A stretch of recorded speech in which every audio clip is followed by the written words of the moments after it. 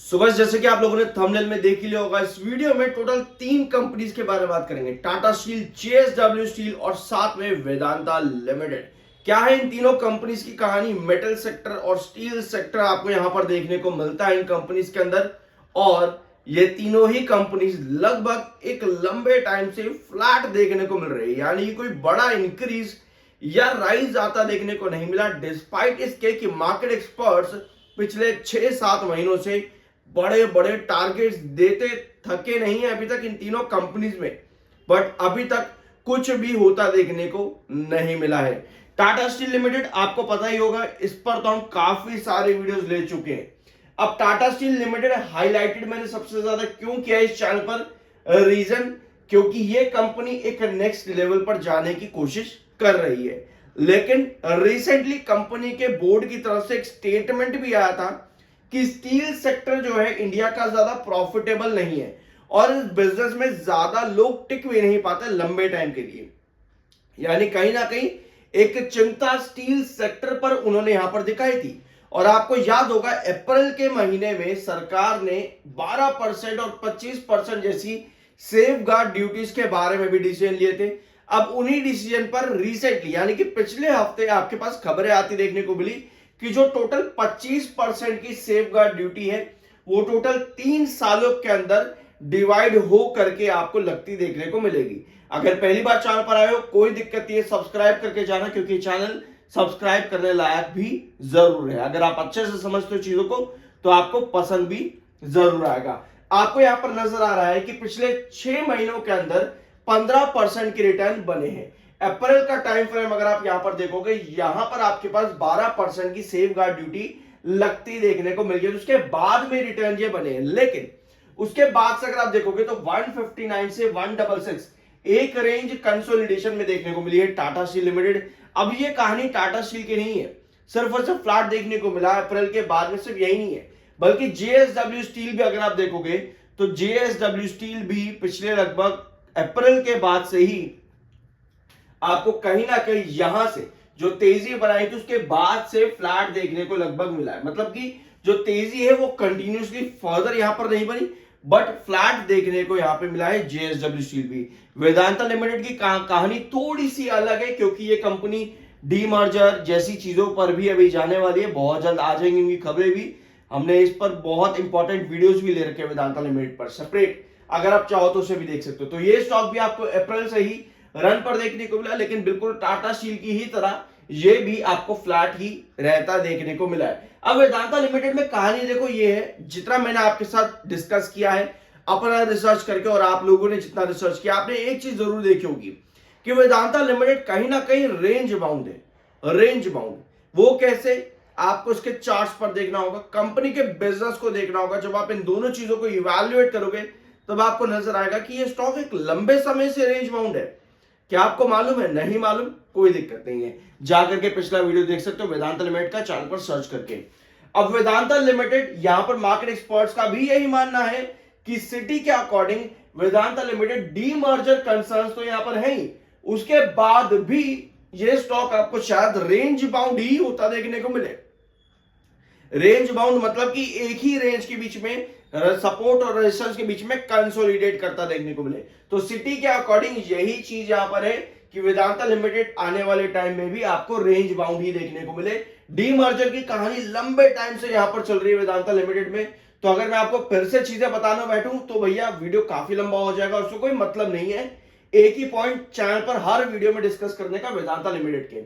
तो डीमर्जर की कहानी अगर आप जानना चाहते हो कि कब होगा, कैसे होगा, कितना होगा, क्यों होगा और सब चीजें, आपको मेरे चैनल पर वेदांता लिमिटेड का वीडियो मिल जाएगा सेपरेट। चाहो तो उसको जाकर के सर्च कर सकते हो, मिल जाएगी आपको सारी इंफॉर्मेशन। ठीक है, तो ये है वेदांता लिमिटेड।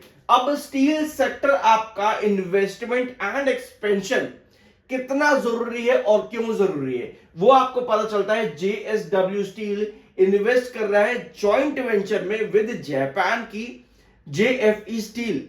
किस लिए? To expand capacity in Karnataka. भैया कर्नाटका रीजन काफी इंपॉर्टेंट रहा है जेएसडब्ल्यू स्टील के लिए, टाटा स्टील के लिए ओडिशा इंपॉर्टेंट रहा है और शायद राजस्थान के भी इंपॉर्टेंस रही है। टाटा स्टील में मैंने आपके साथ वीडियोस कई बार लिए टाटा स्टील पर, तो राजस्थान भी इंपॉर्टेंट रहा है। और आपके वेदांता के लिए भी राजस्थान काफी इंपॉर्टेंट रहा है स्टील सेक्टर के कैपेसिटी एक्सपेंशन में। तो इंपॉर्टेंट रीजन है यहां पर तीनों ही कंपनीज के अपने अपने।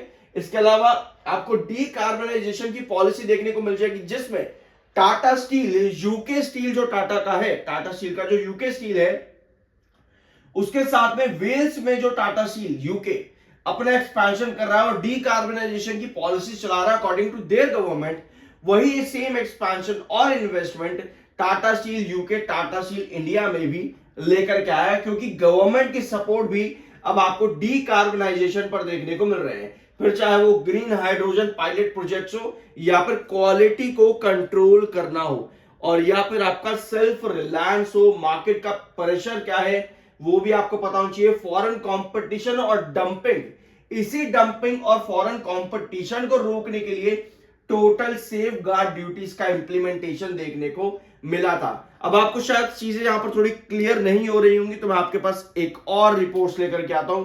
ये टोटल 4 रिपोर्ट्स अगर आप देखोगे, इसमें पहली रिपोर्ट आती है जीरो कार्बन एमिशन की, जो कि 2070 तक का टारगेट है।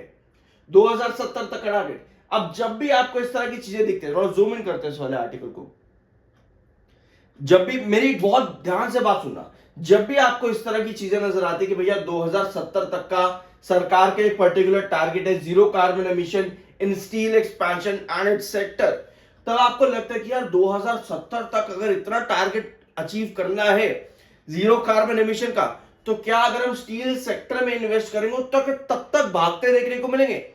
तो भैया ऐसी चीजें थोड़ी खराब रहती हैं जब भी आप इस तरीके से सोचते हो कि भैया अगर 2070 तक का पर्टिकुलर एक अचीवमेंट सरकार को अचीव करनी है, तो 2070 तक तो हरियाली ही दिखेगी।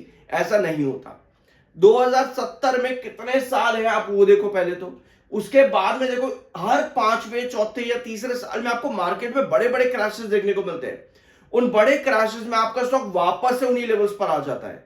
ठीक है, तो जब भी आप इस तरह की सोच रखते हो कि भैया इतना लंबे टाइम के अंदर तो पता नहीं क्या ही हो जाएगा, बड़ी हरियाली दिखेगी, तो भैया हमको मार्केट क्रैशेस को भी साथ में डालना पड़ता है। हमें पता होना चाहिए कि भैया बीच में क्या क्या चीजें आ सकती हैं। ठीक है, तो ये मालूम होना चाहिए आपको। इसके अलावा अगली रिपोर्ट पे आते हैं, India must double steel import duties. भैया स्टील इंपोर्ट ड्यूटीज तो अभी 12% करी है। अकॉर्डिंग टू एक्सपर्ट्स ये लगभग 12% से भी ज्यादा होनी चाहिए। अगर टोटल 25% है तो क्या टोटल 50% होनी चाहिए? इस पर भी एक बड़ा सवाल है। तो कहीं ना कहीं अभी रिसेंट जो डेवलपमेंट आई है आपके इंपोर्ट ड्यूटीज पर, सेफ गार्ड इंपोर्ट ड्यूटीज पर, जो अभी आपका रिसेंट डेवलपमेंट आया है, उसके बाद में जो इस तरह के आर्टिकल्स आपके आए ना कहीं एक कंसर्न ये भी बन जाता है कि भैया क्या जितना अभी सेफ गार्ड ड्यूटी लगाया है उसका डबल इंपोजिशन होना जरूरी है। तो ये भी कहीं ना कहीं एक एक्सक्लेमेटरी मार्क लेकर के आ जाता है आपके सामने। और साथ में चाइनीज स्लो डाउन जो हुआ है, आपको याद होगा आज से लगभग 5 महीने पहले चाइना ने अपने मैन्युफैक्चरिंग स्लो डाउन किया था स्टील सेक्टर में, जिसका फायदा आपको टाटा स्टील पर पड़ता देखने को मिला, क्योंकि टाटा स्टील वहां से 144 से उठ करके 166 तक गया था। ये याद है आपको? नहीं याद, कोई दिक्कत नहीं, अब याद आ जाएगा आप लोगों को। तो चाइनीज स्लो डाउन कितना इंपैक्टफुल पॉजिटिव डायरेक्शन में इंडिया के लिए, ये भी हमने डिस्कस कर लिया था पहले आप लोगों के साथ में, जरूर जाकर के देखना। इसके अलावा steel secretary says industries concerns under active consideration.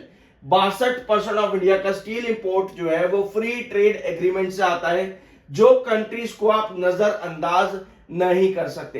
तो क्या जो कर्व किया जा रहा है import from south east Asia, उसका कोई इफेक्ट नहीं पड़ेगा? तो जब आपके पास एक जवाब आ गया है कि भैया आपकी सेफ गार्ड ड्यूटी इंप्लीमेंट हो रही है, ठीक है, इसके बीच में आपके पास कुछ सवाल भी खड़े हो जाते हैं। तो अगर एक जवाब आपके पास है सेफ गार्ड ड्यूटी का, तो उस पर काफी सारे सवाल भी हैं, कुछ इस तरह के आप यहां पर देख सकते हो, जो कि स्टील सेक्रेटरी की तरफ से आया है कि भैया इस सेफ गार्ड ड्यूटीज का इंप्लीमेंटेशन तो आप कर दोगे, लेकिन जो एफटीए है उसको आप किस तरह से रोकोगे? उसको तो आप रोक नहीं सकते। तो ये सवाल जब भी आते हैं किसी भी इंप्लीमेंटेशन पर, तो कहीं ना कहीं कंसर्न्स आपके फिर उठ जाते हैं कि भैया इस सेफ गार्ड ड्यूटी का फायदा कितना है। इसी रीजन से पहली सेफ गार्ड ड्यूटीज पर जब लगी थी अप्रैल के महीने में, आपके पास ये सवाल नहीं आए थे कहीं से भी, लेकिन इस बार आए हैं। पिछली बार जब नहीं आए थे तो आप 132 से टाटा स्टील में 156 तक चले गए थे। 159 तक, 156 159 तक। लेकिन इस बार यही सवाल आपके पास जब आ रहे हैं सेफ गार्ड ड्यूटी के ऊपर फर्दर क्लैरिफिकेशन आने के बाद में, जब आप 159 पे हो तो आप 159 पर ही हो, क्योंकि इस बार जवाब के साथ में सवाल काफी सारे हैं जो अप्रैल में नहीं थे, वो इस बार सारे सवाल आपके पास उठ करके आ रहे हैं। बाकी ये थी इंफॉर्मेशन आपकी स्टील और मेटल सेक्टर से रिलेटेड, बाय सेल की कोई रिकमेंडेशन नहीं है। आई होप कि वीडियो आपको पसंद आया होगा। मिलता अगले वीडियो में।